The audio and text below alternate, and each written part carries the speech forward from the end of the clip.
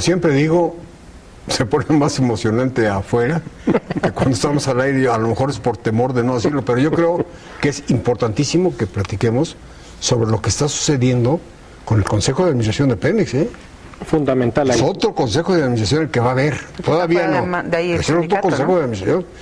El gobierno corporativo de Pemex va a ser competitivo con las otras empresas, porque son muy parecidos.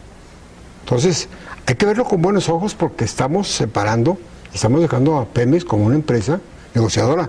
Pemex seguirá siendo de los mexicanos. Pemex no tendrá ningún problema de esos con la materia prima, pero como empresa vendedora va a poder vender como quiera.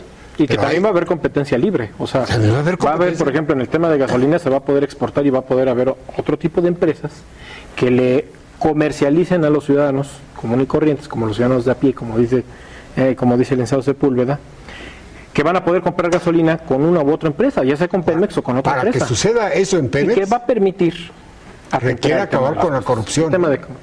Es un punto. Bueno, a ver, nada más que también hay que tomar en cuenta a quién nos estamos dirigiendo. Nos estamos dirigiendo a un conglomerado, los mexicanos, que no éramos ariscos. Los palos, patadas, balazos, puñaladas que nos han dado, nos han hecho un poco escépticos, por no llamar sospechosistas. Vaya, y yo entiendo, está perfecta la idea de que tener que redimensionar el Consejo de Administración, pero lo primero que diría yo, o sea, va a ser el titular de la Secretaría de Economía, de Energía, pero, político, sin ninguna experiencia en la materia. O sea, mientras cuando Petrobras quiso, o sea, se metió a la dinámica internacional, contrataron gente de primer nivel administrativo. Aquí todavía tenemos la cola política. O sea, va a ser el presidente, pero pues sí es un político, solamente político, que no tiene experiencia en la materia, tiene problema. Aquí lo importante es que tendría que haber una comunicación más profunda y un compromiso un tanto más profundo. El ciudadano común, esto de que va a cambiar la ley y ahora ya le vamos a poner 140 años de cárcel al secuestrador, no nos genera ninguna tranquilidad de que va a bajar el secuestro, en lo más mínimo. Este tipo de cuestionamientos que hacemos los hicimos durante el tiempo en que el Banco de México iba a independizarse. Claro. Y hoy está independiente hasta donde se puede estar independiente y no ha pasado nada, al contrario, ha mejorado. Entonces, ¿por qué no darle la oportunidad a una empresa como es esta?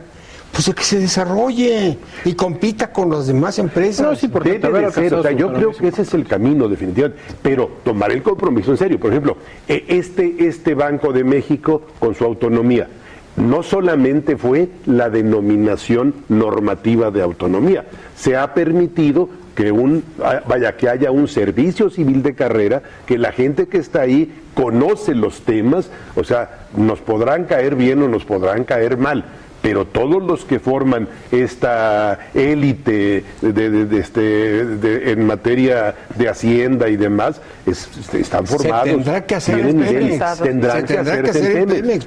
Esa es la parte donde el ciudadano requiere el guiño.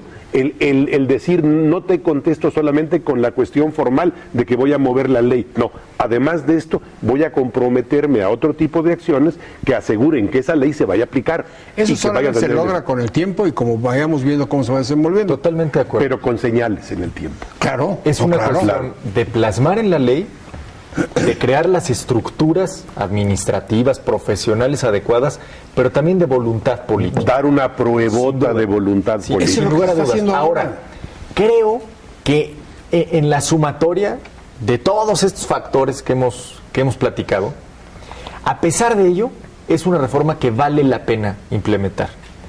¿A qué me refiero? Por muchos años, los riesgos de la reforma frenaron políticamente la capacidad de que México rediseñara el esquema en el que explota la renta que le da el petróleo.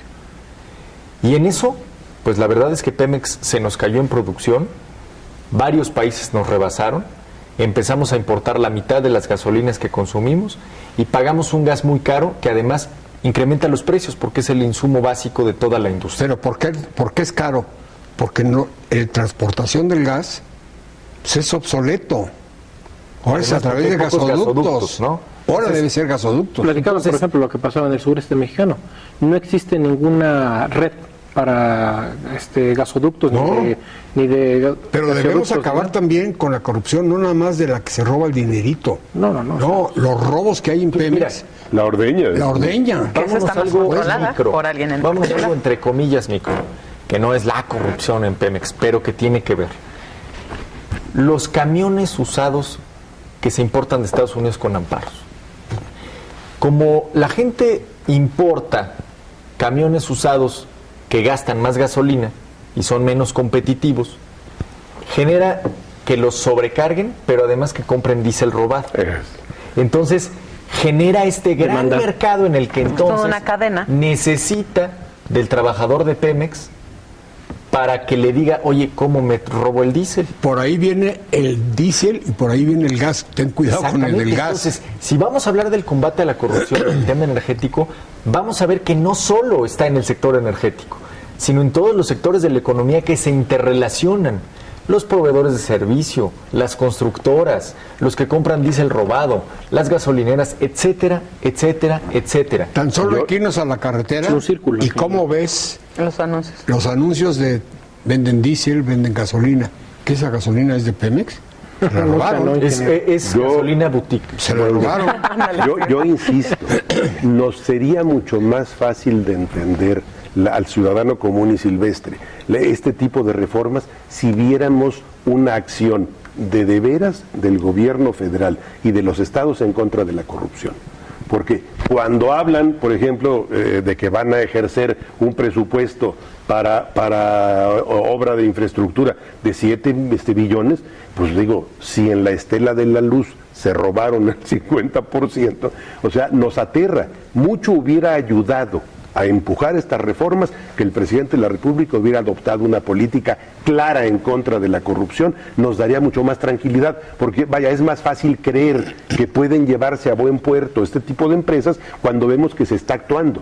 Pero el mexicano común dice, a ver, yo no sé si se cuál será actuara la de trampa. inmediato contra la corrupción, el país se quedaría con la cuarta Yo parte de la población. lo que percibo, Pero ingeniero, además la hay un gente- Tendríamos que crear un nuevo partido. Pues vamos, pero tenemos que hay que entrarle. hacerlo, o sea, claro. Tenemos, Claro. no nos queda de otra. Creo que otro grave error y costoso error es hacer todo con la inmediatez de qué va a decir la opinión pública mañana y no lo que va a decir el país en unos años. una cosa es mediática y otra cosa. Exacto, porque yo veo a los gobernantes, a todos y a todos los niveles, muy preocupados por esta imagen que vaya a tener la opinión pública Están de ellos al preocupados por el instante. voto, Pepe. Que no se les pero quite la estrellita. Por el muy voto, costoso. lo que dice don Luis, Sí. el voto. Voto. Pero déjame decirte, No es cariño, es creo voto. que algo que han aprendido, al menos en otras latitudes, veo el caso de Barack Obama, por ejemplo, cuando llega al segundo término, a la renovación de su mandato y tiene que ir a una elección, les pone un estado de cuenta a los ciudadanos y les dice, falta esto y esto y esto y esto por cumplir. Y me van a criticar por esto, por esto, por esto y por esto. Y no hemos logrado esto y esto y aquello. Ese ejercicio de, si ustedes quieren, autoevaluación, es muy poco común en México. Aquí estamos acostumbrados a vender al máximo, aunque se haya regalado una despensa. Es decir, se elaboraron algunos apoyos económicos, alimentarios para la población. No, a ver, entregaste una despensa. ¿Sí? Entonces, esta necesidad grandilocuente de decir, vamos a invertir como nunca y que los resultados sean los de siempre, hace que el ciudadano desconfíe de toda declaración. Pero también hay que ponernos exacta mención, Pepe.